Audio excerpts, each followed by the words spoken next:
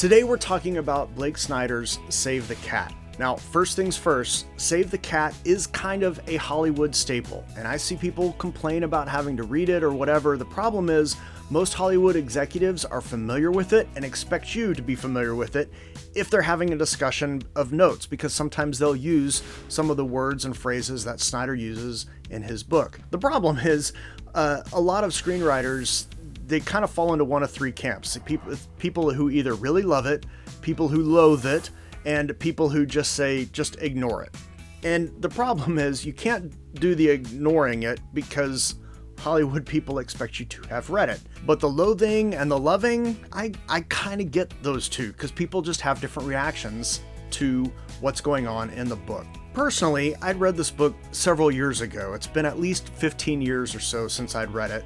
So I thought, you know, what I want to do is I just want to revisit it. And I'll do that with screenwriting books. I like to reread them every once in a while. Sometimes it just reminds me of things. I'm always trying to learn the craft, get better at the craft. And I thought, well, I'll do that with Snyder's Save the Cat. And being aware of a lot of the criticism, I kind of thought that I would hate it more than I actually kind of did, to be honest with you. So what I want to do is I just want to talk about what are some of the criticisms that people have about Save the Cat, and then really whether those are kind of true or not. So this is kind of a reaction video, I guess, of Save the Cat. I mean, I can't, play a music video or something like that because that'd be boring, me sitting here reading the whole book. So we're going to talk about the criticism of Save the Cat and whether or not it's really warranted or not. So I guess we're really going to decide today if we should actually save the cat. Thank you for watching. Thank you for liking if you find value. Subscribe if you haven't done that. I really appreciate it. Just helps other people find the channel. Interact in some way. Leave a comment below. If you like Save the Cat or hate Save the Cat or what you like or what you don't like, drop it below. And, I may be mentioning it in the video so you can easily react. So if I'm saying like, oh, this is good, you can say it's bad or whatever. Like, we can have that discussion. I'm happy to have that discussion. So be sure to do that. Again, thank you for watching. Let's jump in. Let's begin with some transparency. There are some books that you should definitely read that are going to be helpful 100% to learning screenwriting. They're definitely out there. There's also some books that can be helpful, but that people are just really familiar with and that they kind of expect you to have read. And I feel like Save the Cat kind of falls into this second camp. There's some helpful things in there. There's some things that are not, and we're going to talk about those. But a lot of people have read it, so it's really helpful to at least be familiar with it and know at least the generalities of its content. And depending on what you like to write, you may actually really want to read it if you haven't read it. Depending on what you write, you may decide, I'm just going to read a summary and just kind of be a little familiar with the content. That's perfectly fine. So what I did is I looked at some vlogs, some blogs, some Reddit threads, and just kind of culled down the things that just kept cropping up. And I pulled them into kind of 5 categories. So 5 criticisms of Save the Cat, and we're going to deal with each of those 5. Here they are. Save the Cat puts too much emphasis on the premise or on log lines. You can kind of interchange those instead of on the execution. That's critique number 1. Save the Cat implies all movies are a paint-by-numbers structure, or that all movies really have the same structure. Save the Cat makes stories simplistic or reductionistic, like it just oversimplifies what a story is. The 4th criticism is Save the Cat is only beneficial to new writers. And the last criticism is Save the Cat argues that characters have to be likable. So those are the general criticisms, so let's just kind of take them and pull them apart. So the first one is there's too much emphasis on log lines or on the premise over execution. Well, to be fair, Snyder himself kind of says that's what he's doing. I mean, he focuses his book toward newer writers or people who are wanting to break into the Hollywood studio system. So if you're wanting to write independent films, this doesn't necessarily apply. It kind of does. I'll hopefully remember to circle back to that. But it doesn't really apply. It does apply if you want to work in the studio system because of how ideas get bought and how scripts get bought. Especially if you're a new writer. You're going to have to come up with something that makes people want to read it. So he spends a lot of time in his book talking about the premise and the log line and making sure that they sing. Because if they don't sing, and you're a new writer, nobody's going to read your script. It doesn't matter how well executed it is. And Snyder himself doesn't pan execution. He actually is like, it's got to be executed really well, but they're not going to take the time to read it if you can't get your foot in the door. And the way you get your foot in the door is having a good premise and a good log line that's going to get their attention. The goal here really is to try to sell a script. If you want to sell a script, it's got to have these kind of core elements. It's got to be a little high concept. And he kind of breaks down what a good premise and what a good logline is. So if you're struggling with premise and logline, it's actually really helpful to kind of think through what are the pieces that you need, so the book can be helpful in figuring out what those pieces are. But to definitely get that first foot in the door, you got to have it. And it makes it easier to sell things if you have a good premise, if you have a good logline. I mean, why fight against the current? I mean, if people are saying like, hey, do this, then do that, especially if you're trying to break in. It's a little more helpful. So this criticism, he does place a lot of emphasis on the premise and the log line, but part of the reason he says that is because he's trying to help you get your idea in front of people, and you kind of need that, especially as a new writer. So I kind of think this criticism is pretty much unwarranted, and this section of the book is actually really helpful if you're having trouble figuring out what is a premise, what is a log line. I want to do those a little better. What can I do? The book can be really helpful with that. The second criticism is that all movies have a paint-by-number structure, or that the structure is just very similar. And in some ways, this criticism is actually very warranted.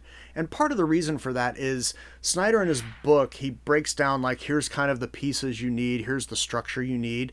But then what he does is he puts page numbers on there. Like, this should happen by page 5. This should happen on page 25. This should happen by between pages 50 and 55. And if you're trying to hit page numbers with specific moments of your story structure, okay, that's a problem. And the reason it's a problem is because it makes you think that stories are just kind of a fill in the blanks thing, like fill in this one, this one, this one, this one. You've got your story, then just write it in the order, and there you go, and you're done, and sell it and whatever. And do stories get made that look like that? Yes, they do. We've seen them, right? You've probably watched a few of them, but those aren't great stories, right? Like, you want a great story. If you're going to tell a story, you want to tell a story that matters to people. It's about something.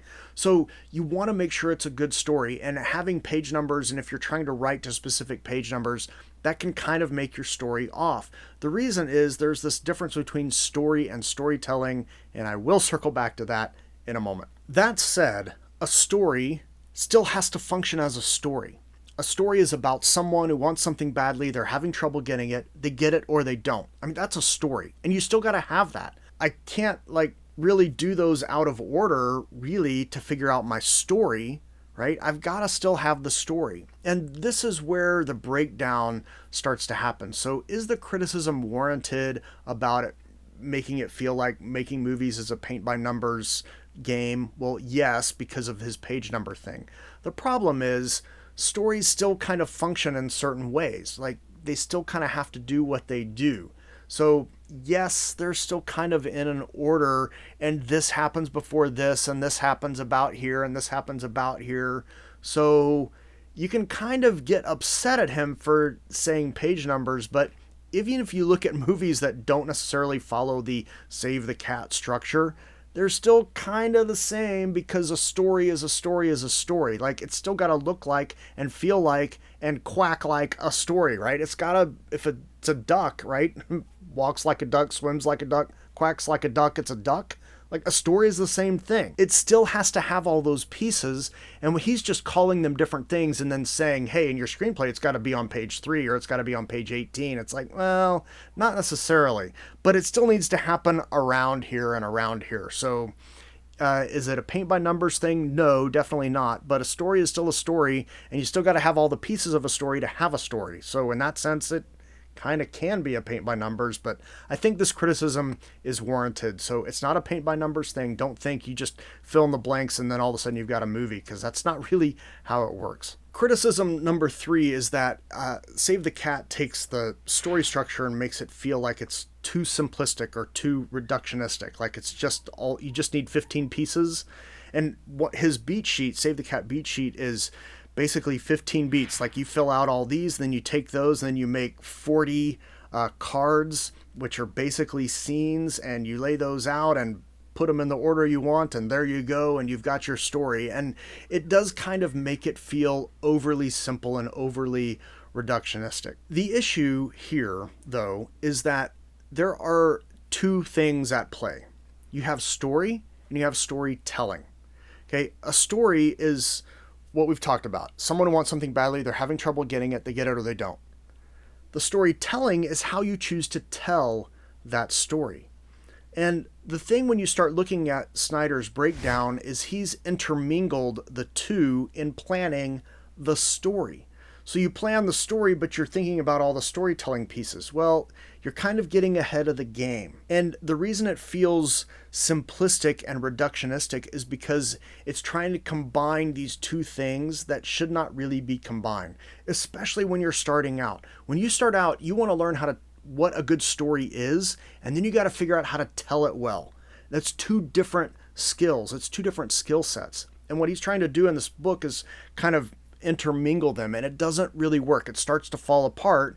And so to make it not fall apart, you just overly simplify it. Well, that kind of makes it a little worse. You kind of have to separate these elements of story and storytelling, and that's not really happening here. So this criticism is kind of warranted because he's combining story and storytelling. They're two different things. So just keep in mind that they are two different things, that you need to separate them. Stories still should have things that do the story stuff.